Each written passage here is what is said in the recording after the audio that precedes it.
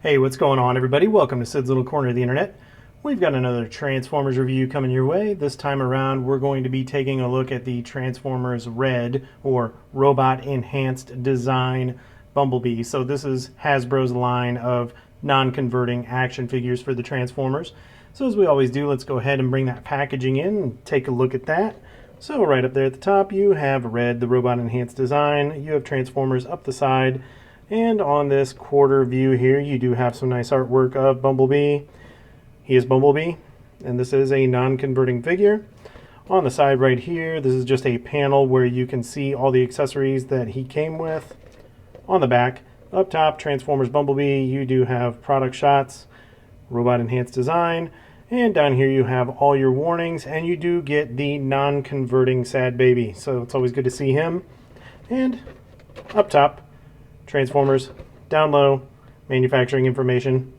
And that is it for the packaging, so let's go ahead and see what came in that packaging. Okay, everybody, so laid out here before you for your viewing pleasure is everything that came in that package. And we'll start as we always do with the little sheet of warnings. It's good to have that. And then you do get his pistol, and you know, it's okay. I think it's nicely molded. It's got some good detail in there. Not a lot going on here, but you know, it's a Bumblebee gun. And you do get an Energon cube, which is nice.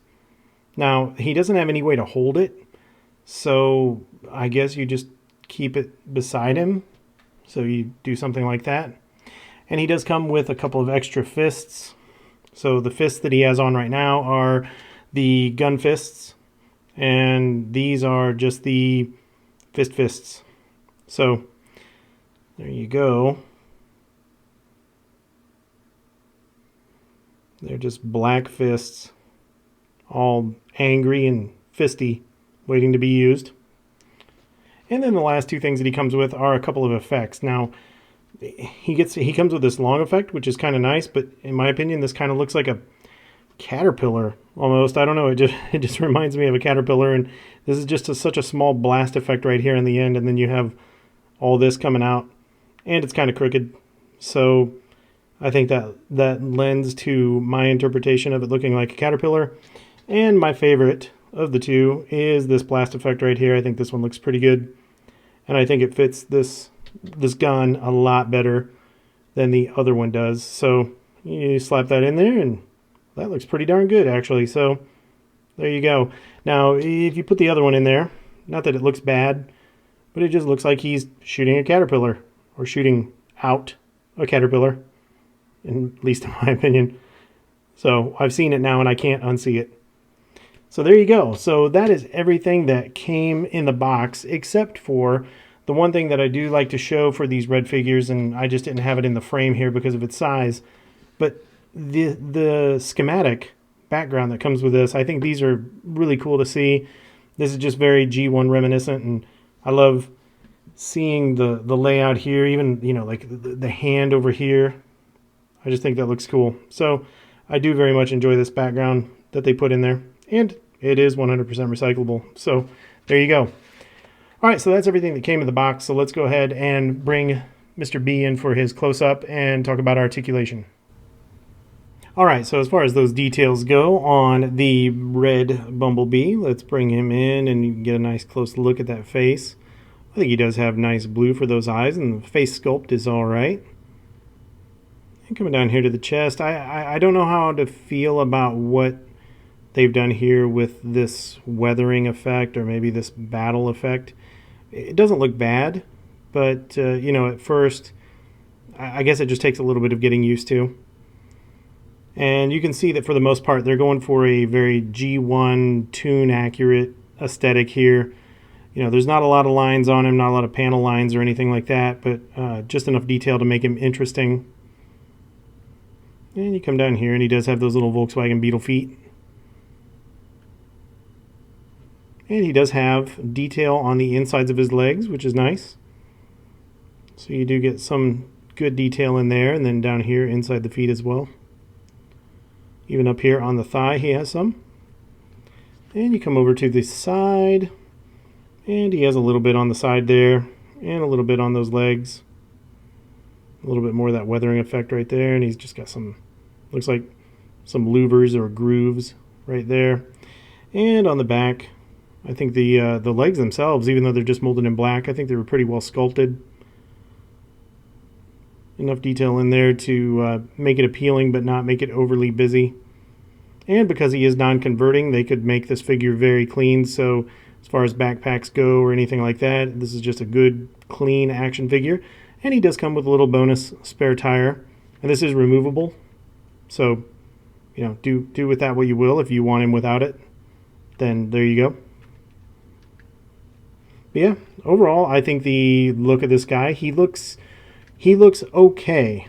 You know, this is a non-converting figure, and he's okay. I don't know any other way to describe it.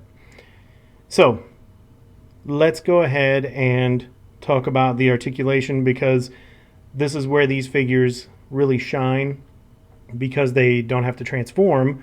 You know, they can give them full action figure articulation. So up here at the head, much like the other figures, the Optimus Prime, Megatron, he does have a little bit of a dog bone, so he can do a little bit of side to side right there if you want to give him a little bit of attitude. And of course, he can look up just a tick, he can look down a little bit, and he can tilt his head quizzically. And you can go all the way around if you choose to do so. And then over here at the shoulder, he can bring the shoulder straight up right there, and it is nicely filled in, so there's no hollow gaps in the figure. And you can take the shoulder all the way around if you choose to do so. At the bicep, they are double jointed, so you can get a very nice elbow bend. And you do have the bicep rotation. And down here at the wrists, I thought this was kind of an interesting choice. I haven't seen this with the other red figures. So you do have the ability to have that wrist rotation, and you get wrist tilt, but it's not inward and outward. It's up and down, and so it's kind of strange. So you can tilt his hand up, or you can tilt his hand down. So I thought that was a bit of an unusual choice, an odd place to put the joint right there, because I think it would have been better served if you could bring the hand in or out, not up or down. So just kind of odd there. And down here at the waist, he does have waist rotation, and he does have an ab crunch. Now this ab crunch is kind of interesting. So this is removable, and we'll get to that in a second here, but you can get one click on that ab crunch. So you can have him, you know, something along those lines. But then he starts running into the top of the car. However, if you take this off, number one, you reveal additional detail in there, which is nice to see. And then you have all this right here. So he has an extreme ab crunch without that front of that car. So you can get him bending straight over.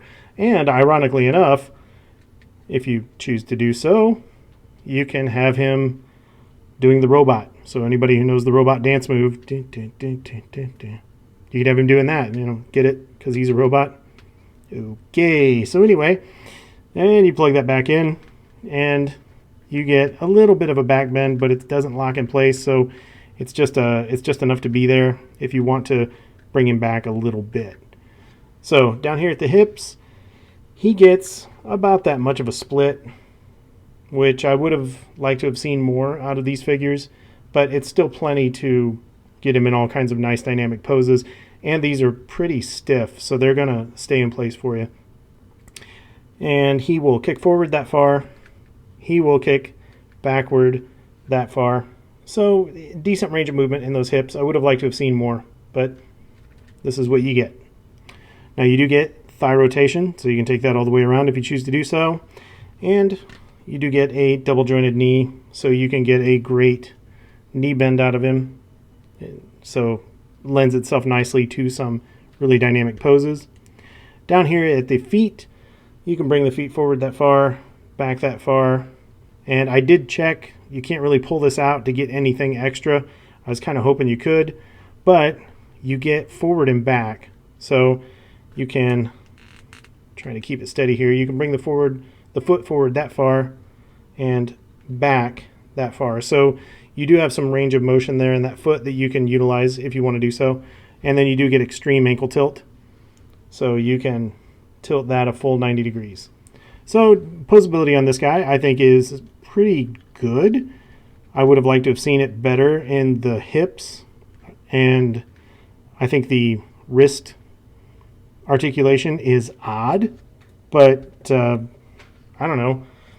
He's pretty posable. You can do some crazy things with him, and he does have a good sense of balance, and he's strong enough to hold certain moves, so you can do something like that with him if you choose to do so. It's pretty easy. So yeah, I mean, I think it's great posability, and he's nicely weighted. So from an articulation standpoint, you can have a lot of fun with this guy. So let's go ahead and bring in his accessories, and we'll go through all those. All right, so here you can see Bumblebee with some of his accessories. So of course he has the gun with the effect, and he's holding the Energon about as effectively as I could figure out he's going to hold it, unless he puts the gun down and just holds it right in front of his person with both hands. Now, we do have the other effect, which I'm not going to bother switching out because, I mean, you can see what it looks like. And then we do have the hands. So I'm going to move him now, and the Energon's going to fall, but it's okay.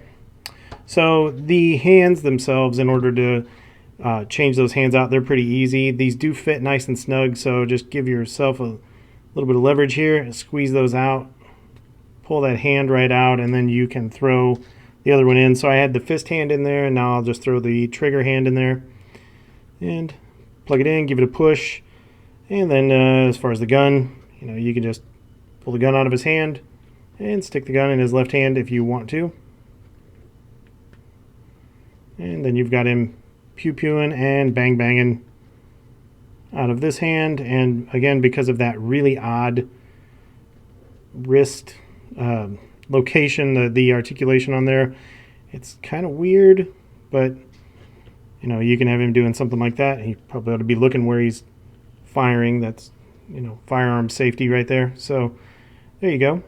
So he has something like that, and you can pop this hand out and throw his fist hand in. So now he's ready to hit somebody. Oh, the front of his car is all crooked. He's ready to hit somebody and firing behind his back, doing one of those things. And, trying to hold on to the Energon. Do it. There you go. So there you go. Balancing act with the Energon.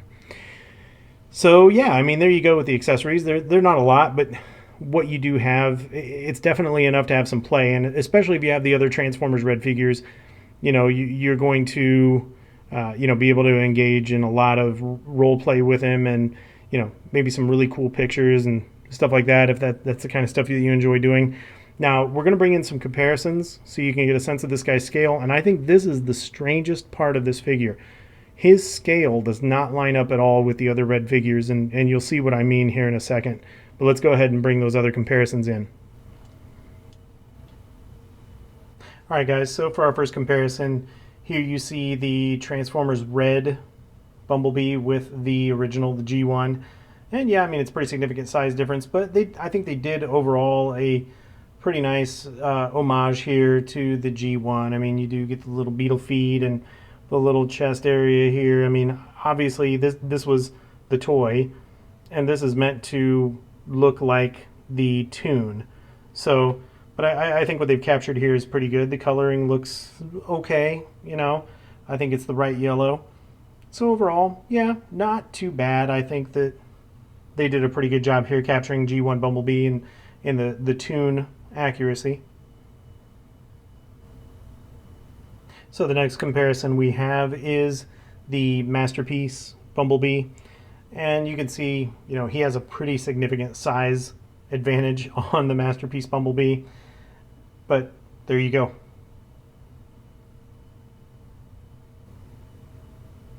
Alright guys, so this is the comparison that I was alluding to earlier, where I think the scale is just off. I mean, this is Transformers R.E.D Bumblebee next to Transformers R.E.D Optimus Prime. And can anybody see what's wrong with this picture? Yeah, this scaling does not work at all. This looks like some crazy Lost G1 episode where either Optimus Prime took a shrinking formula or Bumblebee took some type of a growing formula. I mean, this doesn't jive. It doesn't work. And I don't know why. I just absolutely cannot shake the idea of Bumblebee next to Optimus Prime right now. Just absolutely reminds me of Mongo from Blazing Saddles. So if any of you out there who've seen Blazing Saddles, and you know Mongo's the dude that punches the ox and knocks it out. Or he rides the ox. Sorry, he punches the horse and knocks it out, and he rides the ox. That's just what Bumblebee's reminding me of right now, just because he is so robust. It's not just that he's as tall as Optimus.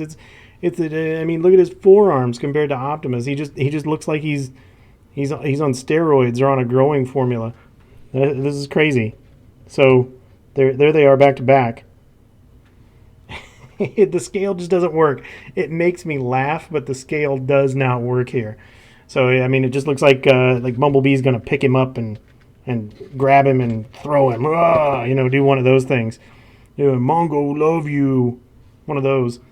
So, but yeah, the scale does not work. I mean, it works to make me laugh, but it does not work from an accuracy standpoint. He's still a cool figure. He's just way, way oversized. So I'll bring in the entire Red family here so you can see him compared to all the other Red figures that are in the collection so far.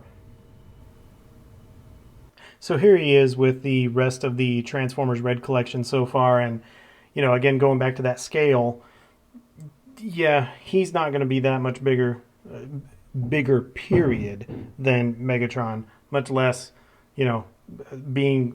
looking down on him like that. So I think the scale is way off, and I think if anything, we're probably, if they would have made him about like that, I think that would have been a much more in scale Red figure. So I don't know what the thought process was here. Maybe they were thinking that somebody wasn't going to, at the price point, the $20 US, maybe they were thinking that people just simply weren't going to pay $20 US for a non-converting figure if he were this size. It's very possible, but this right there, that just throws it off. And if I'm being completely frank, the scale is off here with these two figures as well. But it's just not as noticeable as it is with Bumblebee, because Bumblebee is a little guy. At least in the G1, what they're going for here for the G1 figures, he's a little dude. So yeah, that's probably my single biggest complaint, is just seeing him with the other figures. It throws the scale off, and it just doesn't look exactly right. So all right, that's enough of my little rant. Let's go ahead and get into the final thoughts. All right, guys, so to break the final thoughts down into just a list of pros and cons here, we'll start with the pros. The first one, I think, is the tune accuracy. I mean, this is definitely the cartoon Bumblebee from G1 that we came to know and love. I think this figure very accurately captures the look of that cartoon character and brings him off the screen and into your hand. So I do very much appreciate that. And the fact that it's a non-converting figure, of course, gives them that ability to have that level of detail and accuracy that we would expect in a tune-accurate figure. So that's definitely a plus. The second plus is, as you can see, his dynamic range, articulation, poseability is great. And his joints are all tight enough and stiff enough to pull off some really cool poses. And I can't speak for anybody else out there, but I thought this was a cool pose to put him on, or to put him in for this final segment. And I think it looks cool, and I love the fact that you can do this with the figure, that he has this articulation and frankly stiffness in his joints to be able to pull it off. His articulation isn't perfect. We'll get to that in the cons, but I think it is pretty darn good. And then the last pro that I would talk about is just the overall robustness of the figure. This thing doesn't feel like you're going to break it. I mean, you can manhandle this thing. I don't think it's meant for children, but I wouldn't have any issues if a child were to pick this up and play with it and, play kind of rough and, fight with some of the other figures. the material that he's made out of and the overall robustness of the figure, I think, is a nice plus. I don't see where this would get broken very easily. So this is definitely a toy or a figure that people can play with. It doesn't have to just be a shelf piece that you're afraid somebody's going to break a leg or an arm off of or scratch some paint. So, he does have some 3 very solid pros. Now, as far as the cons go, con number 1 is the scale. I mean, this is a comical scale in comparison to the other Prime or the other Transformers Red figures. I just when you put him next to Optimus Prime, it's so obvious that he's way too oversized.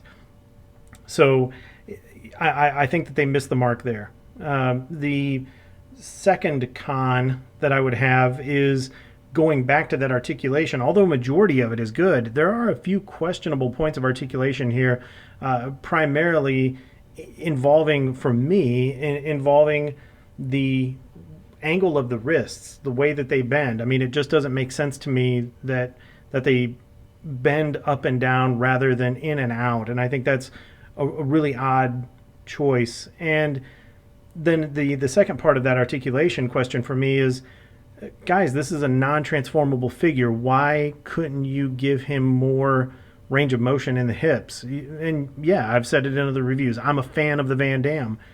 There's no reason that this figure shouldn't be able to do the Van Damme. That's kind of disappointing. Like I said, all the other articulation is great. I'm just missing those. And, my final con is the price point. This is a $20 US non-converting figure. It's a hard pill to swallow in the other Transformers Red figures, but this one was even more difficult for me because that scale is off so much. So it almost very much feels to me like Hasbro was saying, well, we have to use this many grams of plastic in order to charge $20. Well, just make him bigger. And that's kind of what it feels like. And I would have much rather had a scale accurate red non-converting figure that was a little bit smaller for a few dollars less. So with all that being said, ultimately, guys, every decision is going to come down to you. All I can do is give you my input. Speaking personally, I like the Transformers Red line. They have grown on me from the first one that I picked up.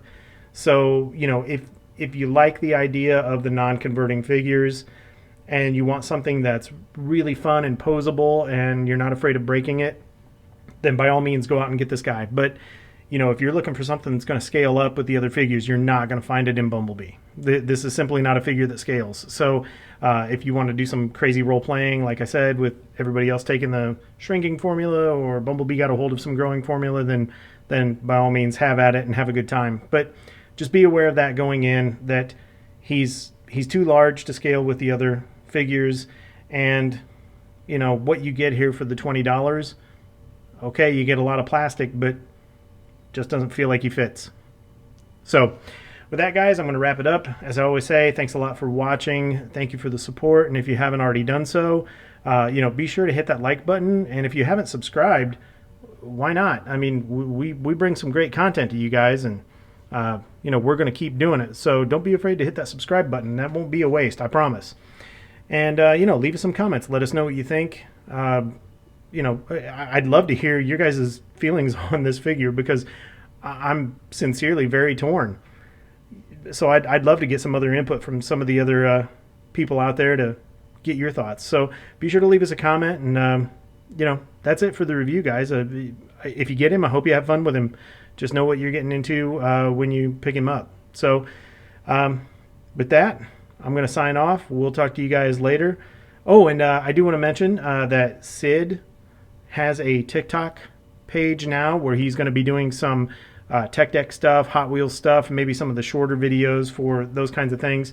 It's just something that he wanted to do on the side, kind of a side project that he wanted to have a little bit of fun with. So I'll have the TikTok, whatever the login or the username popping up here on the review. But yeah, be sure to check that out, guys, and we'll see you in the next review. Until then, you guys take care.